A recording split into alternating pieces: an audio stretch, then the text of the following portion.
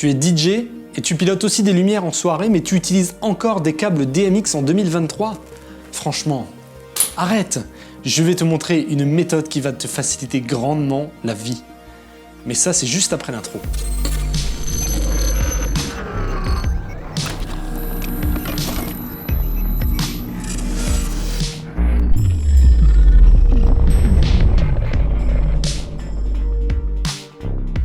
Et salut à tous, c'est Sébastien Bright. Si tu es nouveau sur la chaîne, n'hésite pas surtout à t'abonner pour découvrir les prochaines vidéos. Et si tu as des questions sur la vidéo que tu vas voir, tu peux me les poser en commentaire.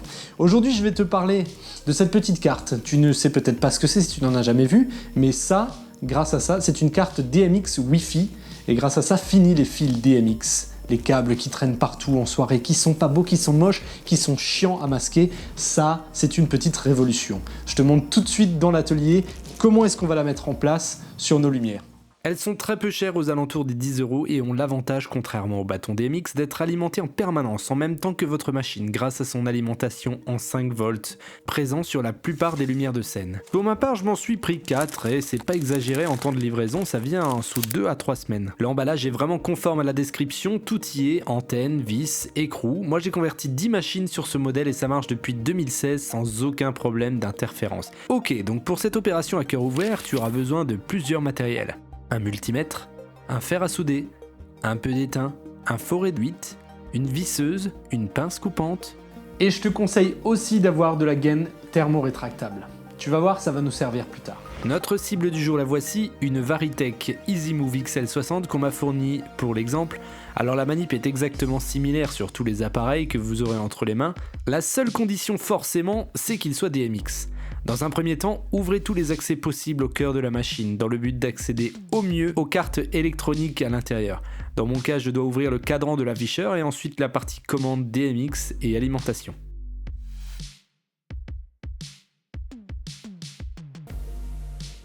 Pour être à l'aise, vu que c'est relativement étroit d'accès, j'ouvre un des caches du plateau. Je règle mon multimètre sur 20 volts continu, et là, c'est la partie que je préfère. Chercher sur une carte du 5 volts pour alimenter notre carte Wi-Fi. Et trouver du 5 volts n'est pas forcément aisé. Déjà, pour commencer à mesurer quelque chose, il faut commencer par mettre ma machine sous tension. Et après observation, toute ma carte est alimentée en 24 volts. Mais en cherchant bien, il y a forcément un module qui a besoin de 5 volts. Dans mon cas, je l'ai trouvé ici sur la carte de l'afficheur. Bingo, le plus dur est fait, on a bien du 5 volts et c'est du continu. Ici, l'idée va être de savoir à quel point faire la jonction. D'abord, brancher la fiche suivant le détrompeur et s'assurer que celle-ci est bien connectée à la carte. Bon là j'avoue c'est particulier, hein. Pressez assez fort pour connecter la fiche de l'antenne qui a tendance à sortir si elle n'est pas fermement connectée. Bon, pas 36 solutions. Commencez à réfléchir où fixer la carte sur le châssis de manière à ne pas gêner une carte, une fiche ou un fil. Sur cette interface, on fixera l'antenne qui doit se placer à l'extérieur de la machine. Je débranche la fiche qui relie la carte principale à celle de l'afficheur et il est l'heure de sortir la Parkside. Mets ta mèche de 8. Et on perce les trous qui servent à voir l'état de la LED et permettre l'appui sur le bouton de réglage du groupe. Et bavurer quand cela est possible évidemment. Assure-toi bien que la carte ne rencontre pas d'obstacles. Vérifiez que l'anthrax des trous corresponde bien au bouton et à la LED. Mon petit tips à moi, c'est que je perce toujours légèrement plus grand que nécessaire. Ensuite, repérez où le trou pour l'antenne gêne le moins. Il y a plein d'endroits possibles pour mettre une antenne. Étudiez bien votre machine avant de vous lancer, c'est important. Pensez que ça ne doit pas gêner le rangement de l'appareil ou même que ça ne soit pas trop voyant en soirée.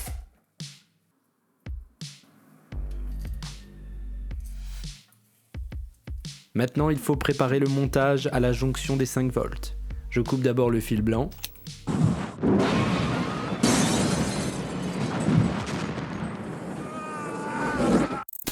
Ah ouais, c'est vrai. Ça me fait cet effet-là une fois sur deux.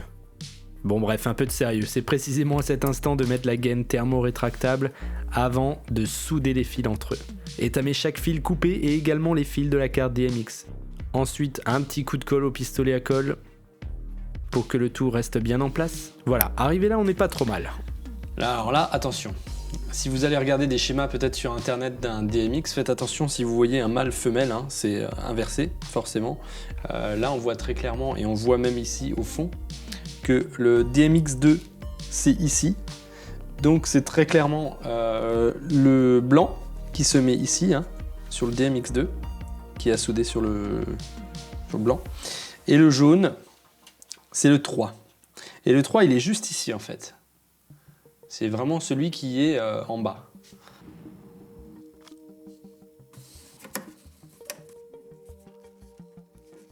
Assurez-vous bien que les fils ne gênent pas la rotation de la tête de la lyre.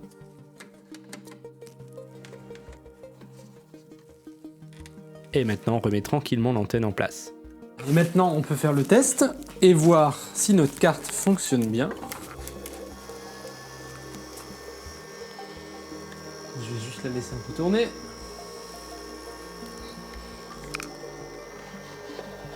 On a toujours notre afficheur donc, qui fonctionne toujours très bien, puisqu'on a remis l'alimentation. Et non seulement la carte est bien rouge, ça veut dire donc pas de signal DMX pour l'instant ou pas de Wi-Fi. Donc c'est tout à fait normal, mais au moins on a bien la preuve que ça fonctionne.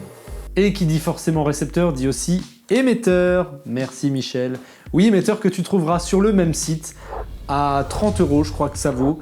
Et effectivement, il y a le même nombre de groupes que sur les cartes réceptrices, pardon. En fait, elles font les deux. Ce sont des cartes émettrices et réceptrices que tu mets dans ta machine. Et lui, il fait aussi émetteur, tu vois, transmetteur et receveur. Je ne vais pas rentrer dans le détail des cartes, des programmations, parce que c'est assez simple au final. Je crois qu'il y a 8 à 10 groupes et c'est très bien foutu. C'est expliqué dans la description du site sur AliExpress. Voilà, donc là on est en train de monter tout le module de communication de Sunlight, du logiciel que j'utilise pour gérer les lumières en DMX, vers notre émetteur DMX Wi-Fi. C'est génial en fait parce que ça répond instantanément comme s'il y avait un fil branché entre notre appareil et notre boîtier de sortie DMX.